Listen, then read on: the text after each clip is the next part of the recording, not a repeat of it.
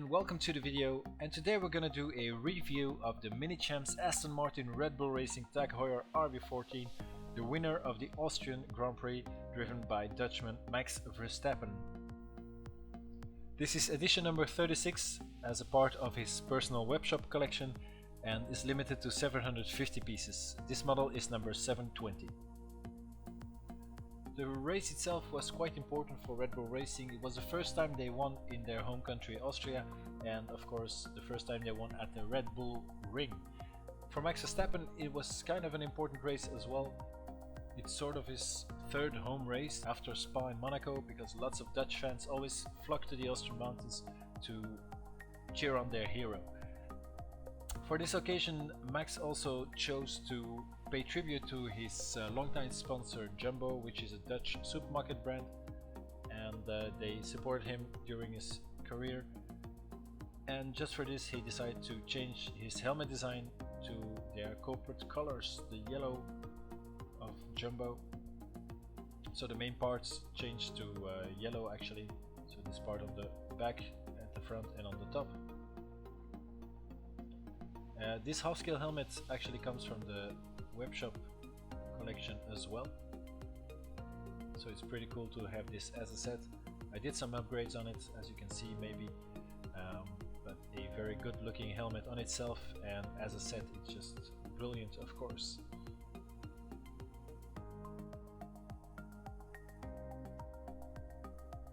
And even on the inside I added some extra sponsorship, the Diecast sponsorship.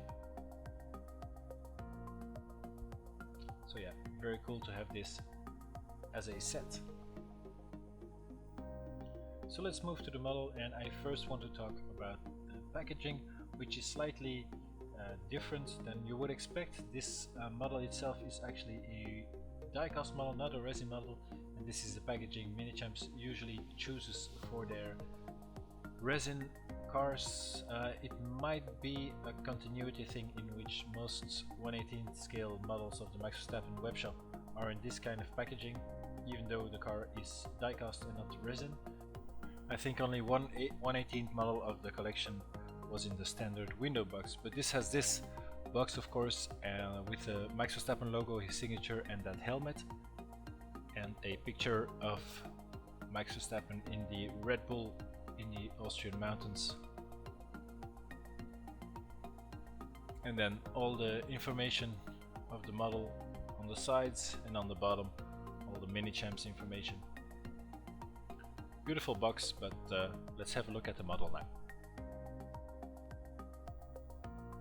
So the model is set on the typical Minichamps base for their resin models, but since the packaging is for resin models, I assume this would be the same. It also has the typical chrome plaque with all the information on it. It's a pretty big one because there's lots of writing on it this time.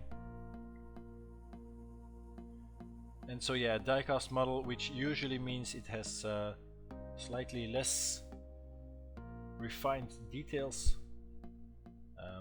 You have all the pluses of the diecast though, which is of course the price, which is not unimportant. It's slightly cheaper than the resin models, which is always a nice thing, of course. Detail wise it's kind of in the same league as the Toro Rosso, which I reviewed earlier. There are some slight differences, and I'd say the Toro Rosso was maybe slightly better, but yeah, I'll discuss it and looking at the details. And let's start at the front, where yeah, since it's a diecast you don't have the details of the slot gap separators and the more refined details like cutout cascades that you sometimes have. But the turning vanes and the front wing end plate are actually very detailed and very intricate, and that's interesting since it's a diecast and it's usually less detailed, but still it's very good. Then you have this typical Red Bull nose hole and the scoop, which looks okay, but it's a shame the hole isn't really a hole. Then you have the carbon fiber texture on it, which looks nice, and then the cameras that are carbon fiber textured as well, they look really good as well. The front suspension is really interesting, where the top wishbones actually blend into the shape of the nose, which is really nice, and they did a nice job on replicating that. It's quite detailed, not too refined, but still looks quite okay, I think. Same goes for the brake ducts. And then you have this, should be an opening actually on the number 33, and the typical Red Bull antenna, and yeah, that should be an opening, and it's a shame it's not cut open or made to look like it's cut open. Then you have this weird bulge in the bulkhead area. You have the same one on the Toro Rosso, maybe it's a Red Bull thing.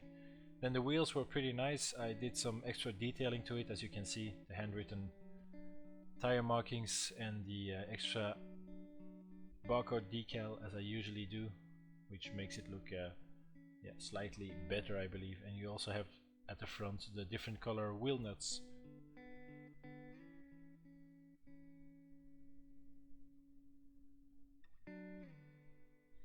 Then underneath the nose you have those turning vanes, which are pretty detailed, as well as the big barge boards. They're quite intricate, lots of yeah, gills and flaps and everything, and it looks quite good, I have to say.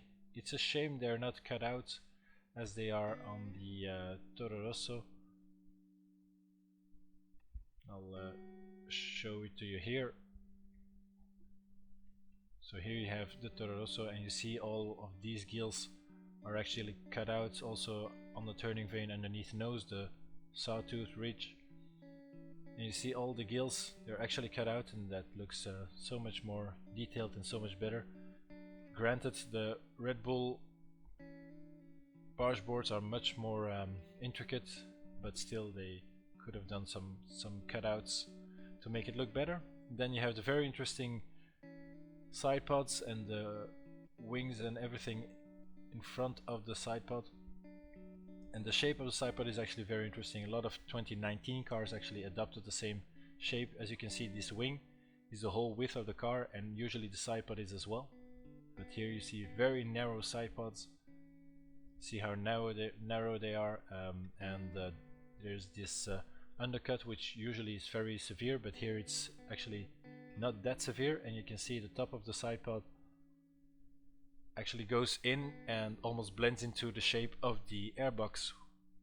And lots of cars this season in 2019 adopted the same strategy. Very tight packaging of the engine area, and then at the back you see it widens up again, so it's not really the Coke bottle shape anymore, but very interesting to see that. Then the halo is not too detailed, it's just a standard halo basically. The Toro Rosso had some wings on it, but Red Bull didn't deem that necessary, I guess. Then the helmet, which is a bit of a letdown, I have to say, because it's also the focal point of the model, since that's the unique selling point of this model. And you can see on the back of the helmet you have that shape where it should represent a wing, but actually it should be a loose piece on top, a real wing on top. As you can see, the half-scale helmet doesn't have it either. It's like blended into the shape of the helmet. And for instance, BBR did that little piece of detail on their Ferrari. Here you can see it on the back of the helmet, the little winglet. It should be like that. And yeah, they didn't reproduce it on the Red Bull, which is a bit of a shame. And it makes for a weird shape of the helmet actually. It kind of looks yeah, egg shape, I think, which is a bit of a shame. It doesn't look too bad, but if you look at it closely, luckily it's hidden away a bit by the halo, but if you look at it closely, then yeah, you'll see that it's not entirely correct. The steering wheel is nicely modeled, I think, with the Aston Martin decal on it and all the other decals. It's not too bad. It's also the actual shape of the steering wheel. Then the seat belts are just decals on the figurine, and then the flappy pedals behind the steering wheel are pretty good. They're kind of plasticky, and for instance on the Toro Rosso, they are golden copper colored, and they look so much better. But if Red Bull of course used black ones, they couldn't color it in that way. But it looks so much better in the other color though.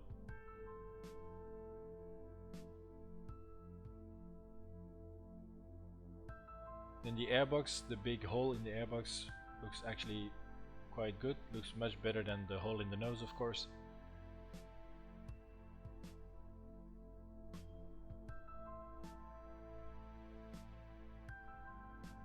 And then there's this little piece of detail, I don't know if you can see it, but underneath that wing on the side pod you have some leftover pieces of plastic which aren't cut out very well, and it's a bit of a shame. It's a bit sloppy of Minichamps.